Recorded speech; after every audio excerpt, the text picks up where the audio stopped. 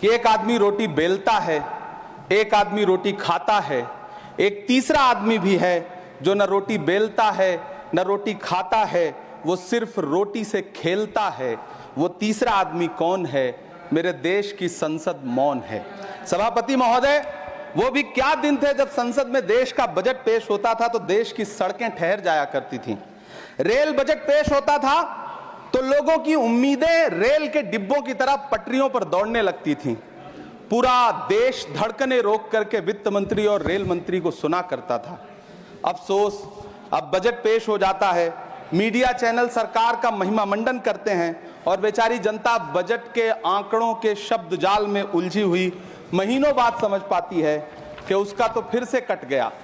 सभापति महोदय, पिछले 2 साल अमृतकालीन बजट पेश किए गए और इस बार एक नई शब्दावली गढ़ी गई है, तुष्टीकरण बनाम संतुष्टीकरण का बजट। सभापति महोदय, सुनने में कितना अलंकारिक लगता है ये शब्द।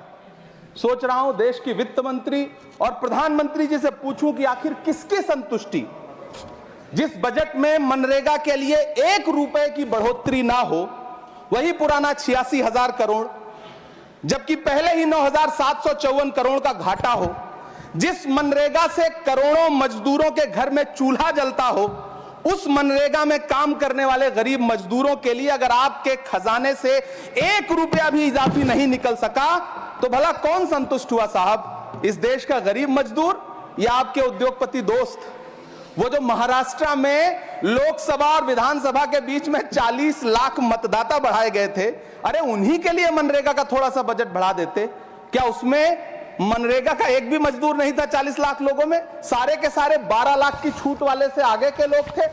सभापति महोदय, कल जब वित्त मंत्री जी देश की संसद में भाषण दे रही थी तो वहां मुंबई में कोई गरीब इंसान जब अपनी जेब टटोल करके अपनी मोटरसाइकिल में 1 लीटर पेट्रोल भरवा रहा था तो उस पेट्रोल की कीमत थी 103 रुपया प्रति लीटर। आखिर इतना महंगा पेट्रोल डीजल खरीद के कौन संतुष्ट हो रहा है? इस देश के गरीब लोग या फिर सरकार के चहेते धन्ना सेठ? सभापति महोदय, वित्त मंत्री जी इस बजट को मध्यम वर्ग को संतुष्ट करने वाला बजट बता रही हैं। अरे मैडम, हम आप यहां पर बैठे रहते हैं और वहां बाहर इसी दिल्ली में 1 लीटर दूध, चाहे वो अमूल का हो या फिर मदर डेयरी का हो, उसकी कीमत 73 रुपए लीटर है। इतना महंगा बेच करके कौन संतुष्ट हो रहा है?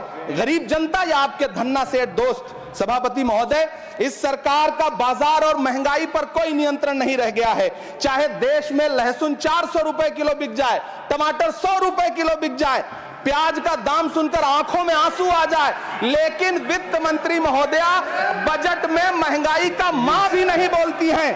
बच्चों की किताब और पेंसिल तक पर टैक्स लगाने वाले सरकार से मैं पूछना चाहता हूं कि आप मध्यम वर्ग का हितैषी बताते हैं, खुद को तो शर्म नहीं आती है? खुद को धार्मिक कहने वाली सरकार भगवान श्री कृष्ण के प्रिय खाद्य पदार्थों दही और मक्खन तक पर जीएसटी लगाती है और बात करती है मध्यम वर्ग की हिमायती होने की।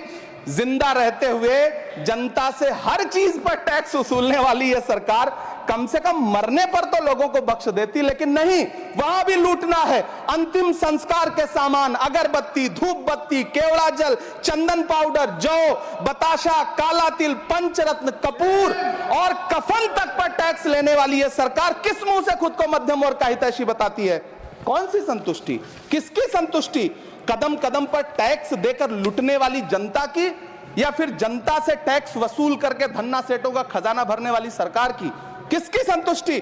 सभापति महोदय, 18 अगस्त 2015 आरा का बिहार का ऐतिहासिक मैदान, सजा हुआ मंच, हजारों की भीड़ और सामने खड़े हुए देश के प्रधानमंत्री का भाषण। बिहार के भाइयों बहनों, आज मैं बिहार के लिए पैकेज की घोषणा कर रहा हूं। 50,000 करोड़ कर दूं कि ज्यादा कर दूं? अखिलेश भाई, 60,000 करोड़ कर दूं कि ज्यादा कर दूं? 70,000 करोड़ कर दूं कि ज्यादा कर दूं? 80,000 करोड़ कर दूं कि ज्यादा कर दूं? चलो, मैं बिहार को 1.25 लाख करोड़ का पैकेज दे रहा हूं। 10 साल हो गए सभापति महोदय, वही ढाक के 3 पात। बिहार आज भी विकास की बाट जोह रहा है। भाषण आज भी प्रधानमंत्री जी के यूट्यूब चैनल पर सुना जा सकता है। जो झूठ बोल के करता है मुतमईन सबको, वो झूठ बोल के खुद मुतमईन नहीं होता। सभापति महोदय, ये तो राहुल जी का असर है। कौन सा शब्द सर, कौन सा शब्द? झूठ। ठीक है सर, मिथ्या बोल करके, जो मिथ्या बोल के करता है मुतमईन सबको, वो मिथ्या बोल के खुद मुतमईन नहीं होता। ये राहुल जी का असर है।